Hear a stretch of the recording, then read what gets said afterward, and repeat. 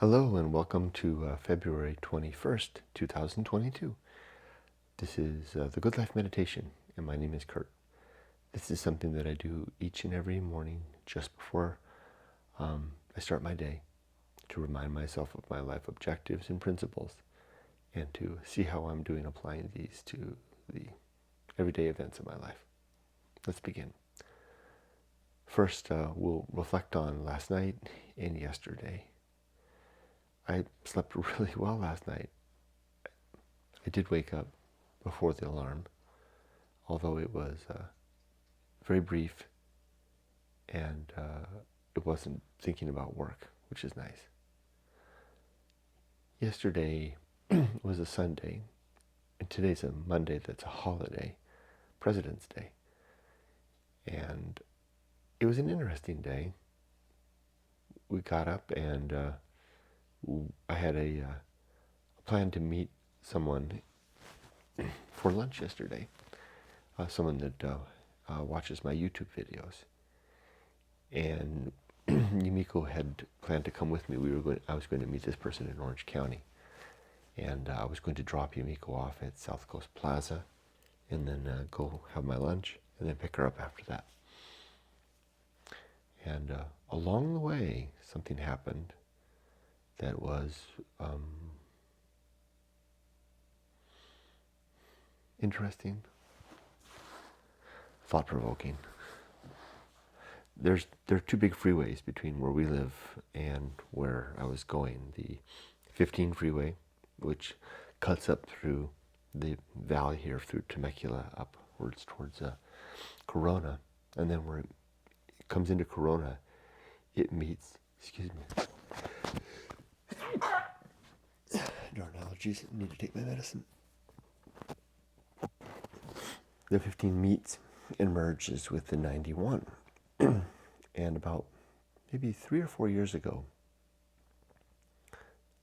there was a very large bridge that was built to connect those two because of the increased population out in this area.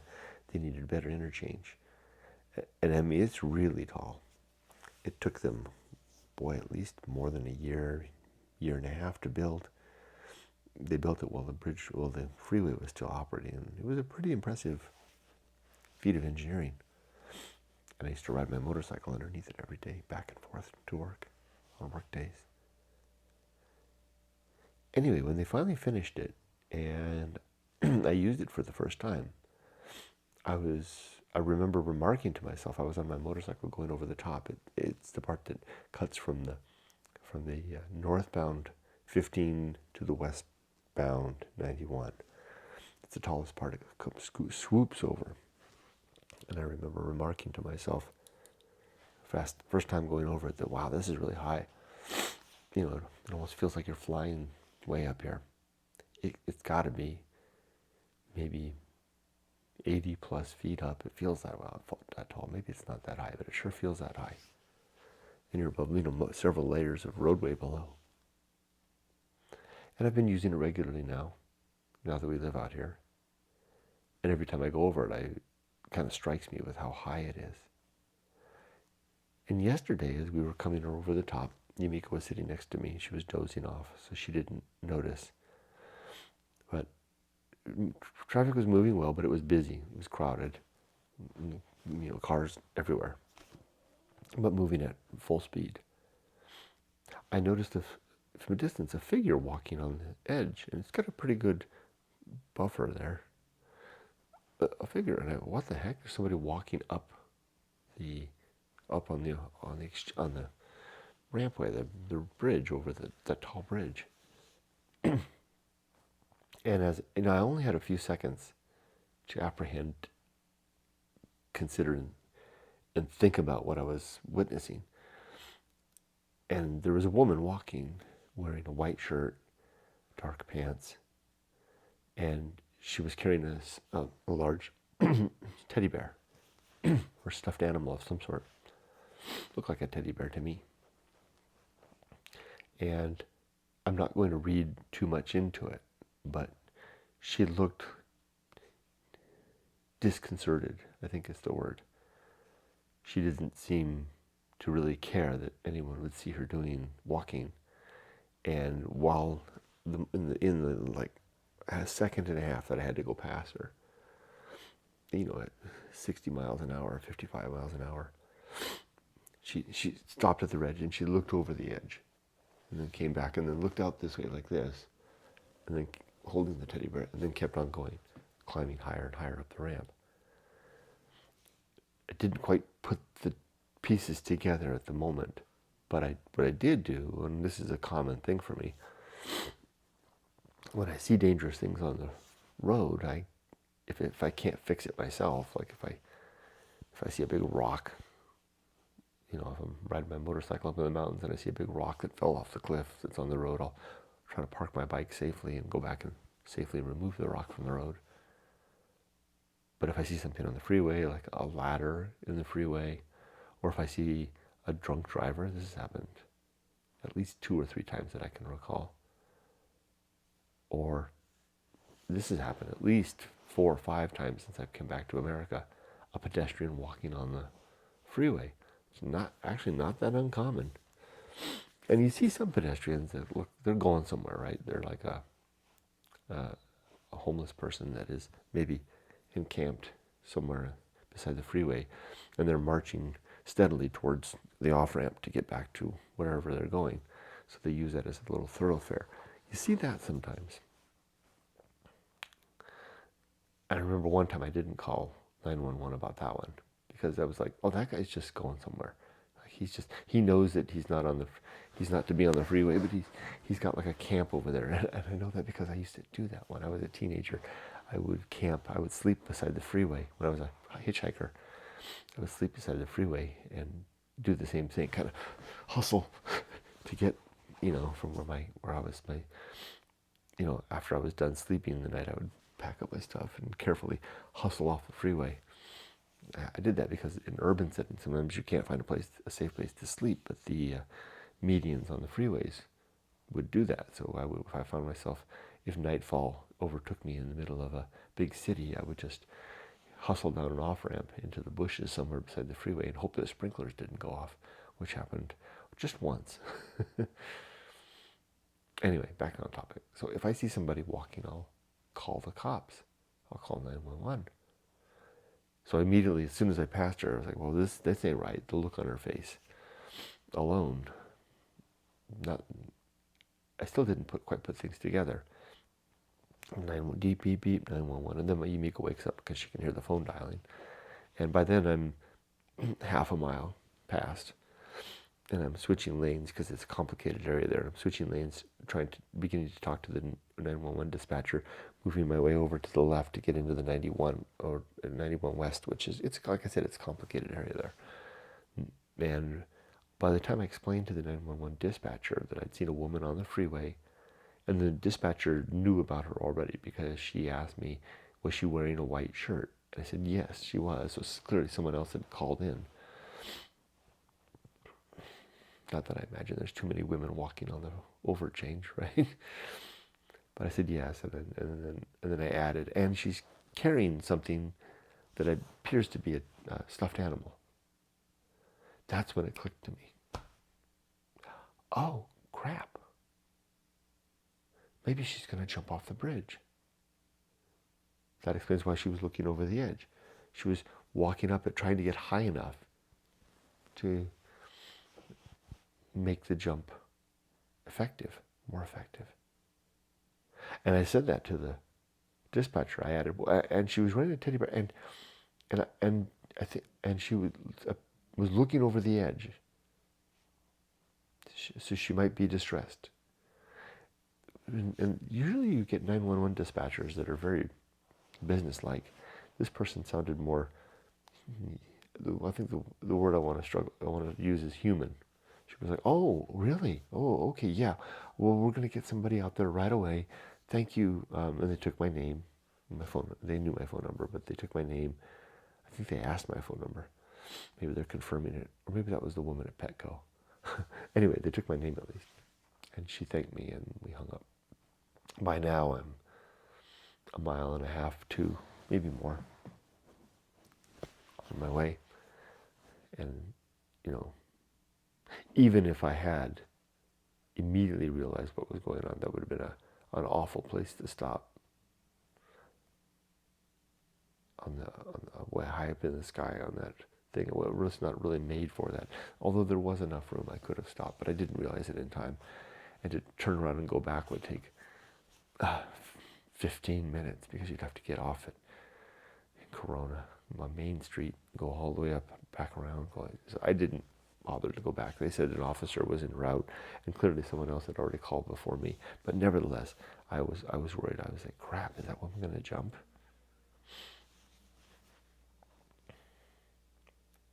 Later in the evening, it was on my mind, so I just simply got out my phone and I typed, I couldn't think of the words to ask. I wanted to know if something had happened, so I typed, what did I type? It was a couple of keywords that I thought would yield the results, and they did, but not the yields I expected, thankfully. So there was no incident of a woman jumping off of the 15 overpass over the 91. But there were 3 other news articles since that bridge was complete. Remember I told you it was only completed a few years ago. Since that bridge was complete, it's been used, at least per the documentation, at least 3 times as a platform for committing suicide. All 3 were men who jumped from the bridge to the 91, to the roadway below, the freeway below, and then were subsequently hit by cars. So it's a pretty severe way to go. Although the fall alone, I'm sure, killed them. Anyway, why do I share this story? I don't know, because it kind of haunted me. And I don't mean to haunt you, sorry. But it is an instance of the horror show. Hopefully she's okay. Hopefully she didn't jump. Hopefully the police got there. Maybe she wasn't even intending to jump. Maybe she was just high.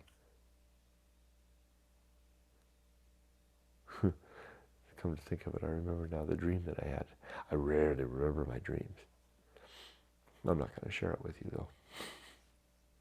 That was a weird dream. That one I'm going to keep to myself. It wasn't bad. It's just weird.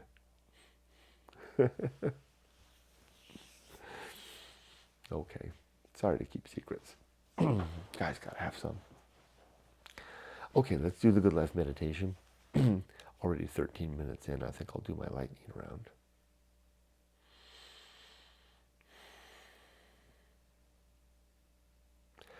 I will strive to live my life always prepared to not be here anymore, by ensuring that my household is in order, namely my finances, and that my wife and daughter will be taken care of to the best of my ability to provide for them after my death. And that my relationships are in good shape, sound, no loose ends, or few loose ends, and everybody who I love knows that I love them. And that my life's work is complete. My book is written. It's on the shelf. I've shared it with as many as I can. My work here is done. And to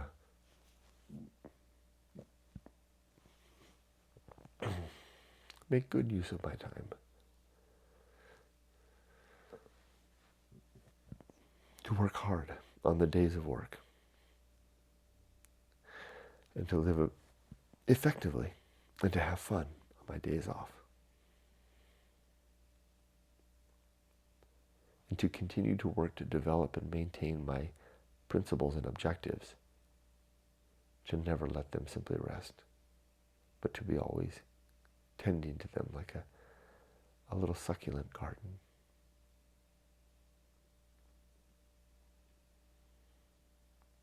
And to cultivate good emotional reactions so that even when life ambushes me,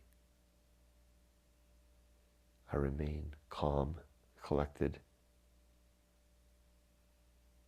and reflective of the best way forward.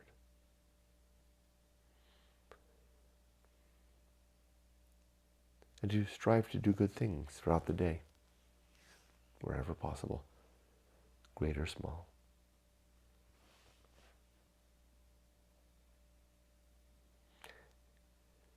And to remember my limits,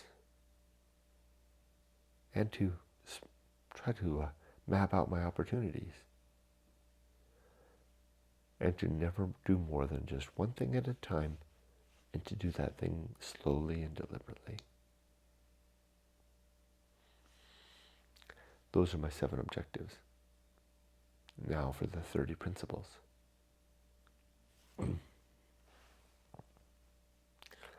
Number 1 is to always be fighting against the things that I believe are true. To never let them rest. Likewise, for the seemingly important things that others propose I believe. And that to use the instruments of reason, honesty, objectivity, doubt, and skepticism as the tools to try to undo the seeming soundness of the propositions I maintain are true, and that others tell me are true, that seem important. To remember that I do not have a soul, that all I get is a consciousness, and that consciousness is tied to my biological health and will stop when I stop. And I have to remember that consciousness is ultimately alone. Even when I'm in the embrace of another, I'm still alone, as is that person. The best that we can do is shout and semaphore across the void at one another. And that ideas that we call good and evil, right and wrong, are subjective opinions that we hold inside of our minds, not really something out there beyond us.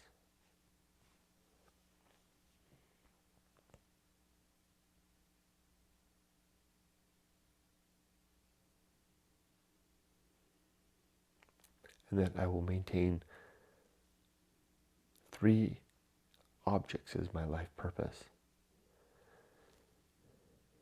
The first of these is to continue my work as a father and as a husband, to raise my daughter to effective adulthood. The second one is to live a good life, furthering the well-being of others and myself, where happiness is the ultimate end. It's the one thing that doesn't seek after anything else. Happiness that doesn't come at the expense of virtue, where virtue is defined as the well-being of thinking creatures, in particular thinking creatures. That's the second part of my purpose, is to be a virtuous man.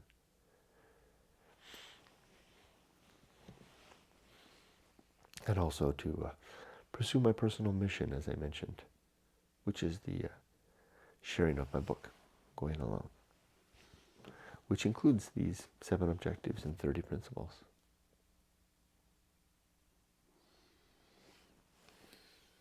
Next, I'll remember that the universe is made of bits and pieces, and that I am too. And that in very short order, this structure will fall to pieces or be burned up, one way or another, come to an end. And to keep in mind that everything in the universe has some particular nature, some inertia even, and that if I can remember what that is, then I'll do better dealing with those things and apprehending their next steps. And to remember that free will is a wishful illusion. characteristic that we grant unto ourselves that has no real basis for being there, but sure does seem compelling. It seems like we're making our own choices, but I don't think we are. I think every decision we make is just the tipping of the scales in one way or the other based on the weighty influences of everything around us. As I like to say, we can make any choice that we want, but we would always make exactly the choice that we did.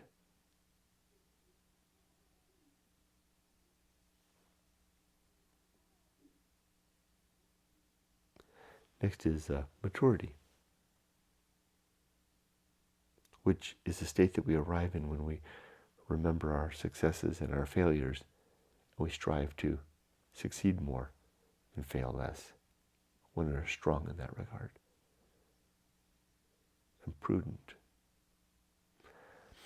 a word that I don't say very often, but that's a good word, prudence. I should add that as a sub-principle to reason. Prudence being the effective application of our reasonable consideration of life.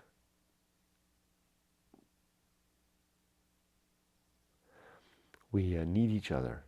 We're social creatures. And we work better together when we give a lot of careful thought to what we say, when we guard our words carefully.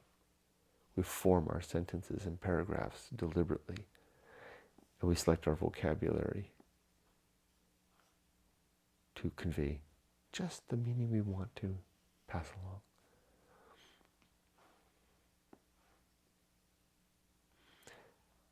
That we're temperate, that we control our consumption, that we are willing to suffer in denying ourselves what we want, and live a simple life,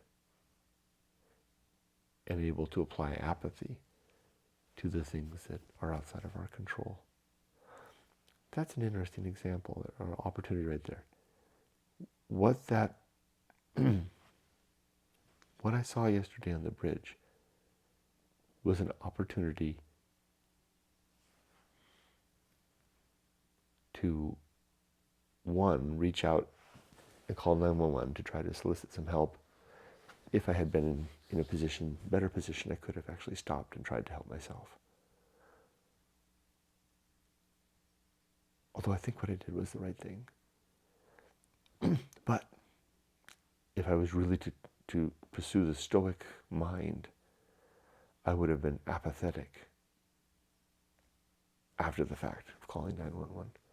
It doesn't mean that I don't think about it, but I would let that unwinding circumstance happen without my emotional connection.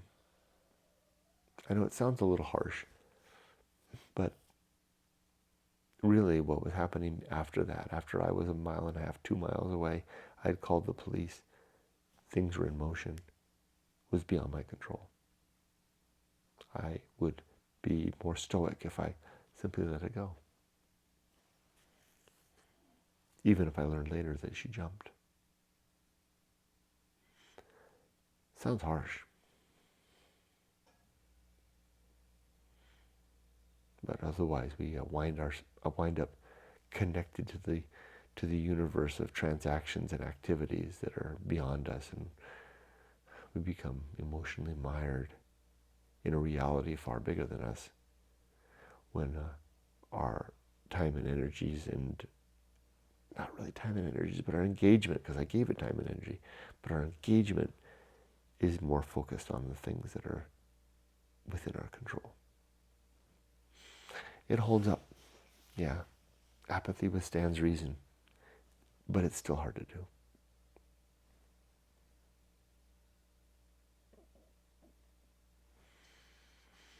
Next is the horror show, and what I saw yesterday may indeed be a specimen. Life is chock full of horror. And then that which must be borne we have to hold on to it and push forward through the things that are our responsibility, like a tough job or a difficult life. Sometimes we just have to bear it. Bearing the horror show even. Being ready for it too. Priming ourselves for its arrival within reason. Pardon me.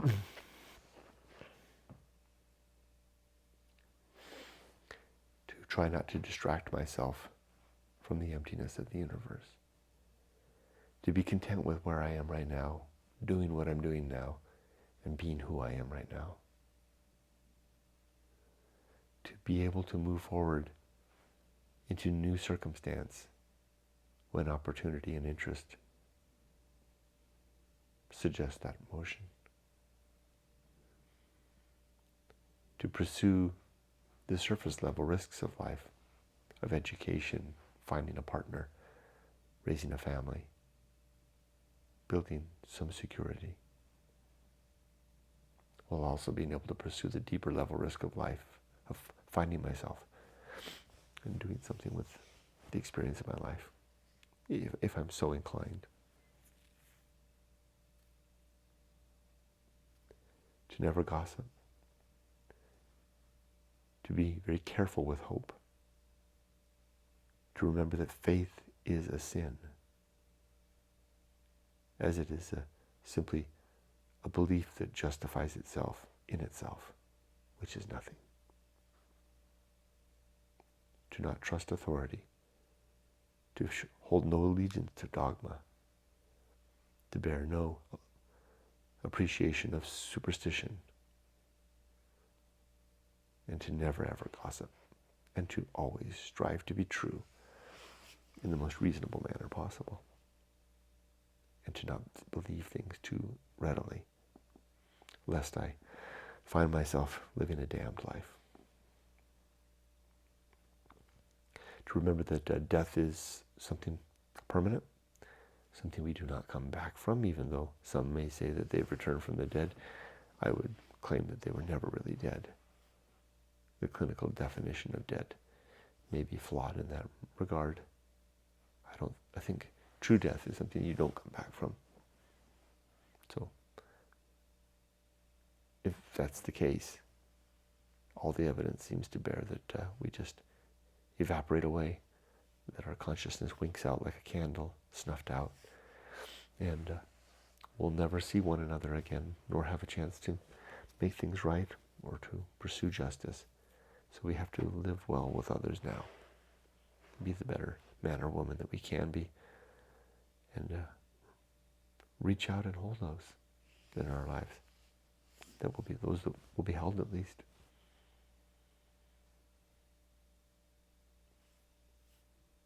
To have at least one milestone adventure in our life that becomes our story. And then to be prepared to write down what thoughts come of that later in life, or sooner, whenever they come, however they come, but do it in the moment. Keep pen and paper handy.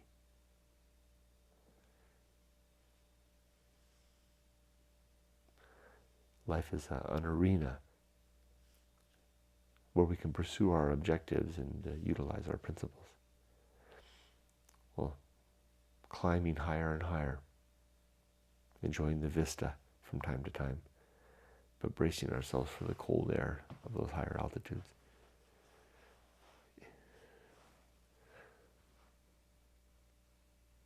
To be all right with less,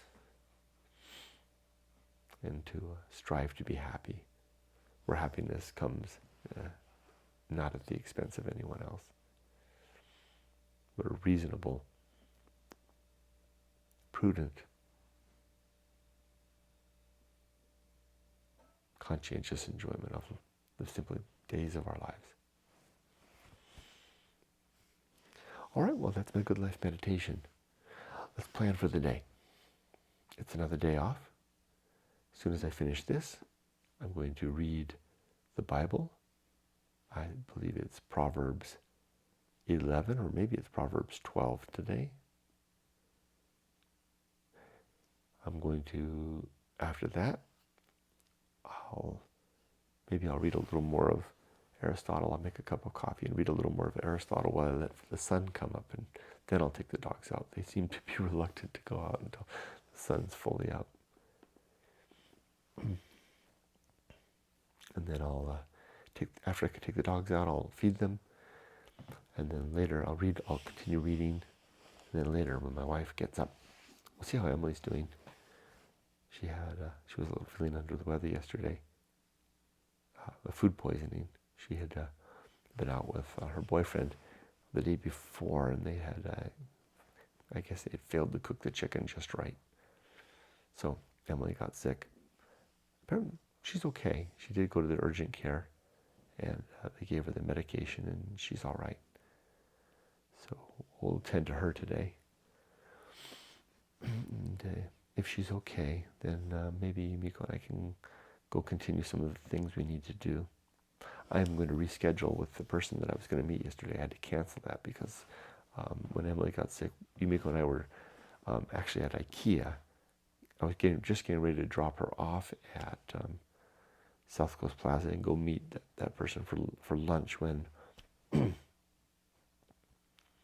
Emily's boyfriend called to tell us that they were at urgent care and she was being looked at. So we canceled it all and did that.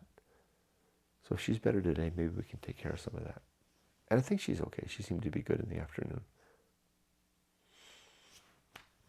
All right, I'll stop for now. I wish you all the best. Be safe, but not too safe.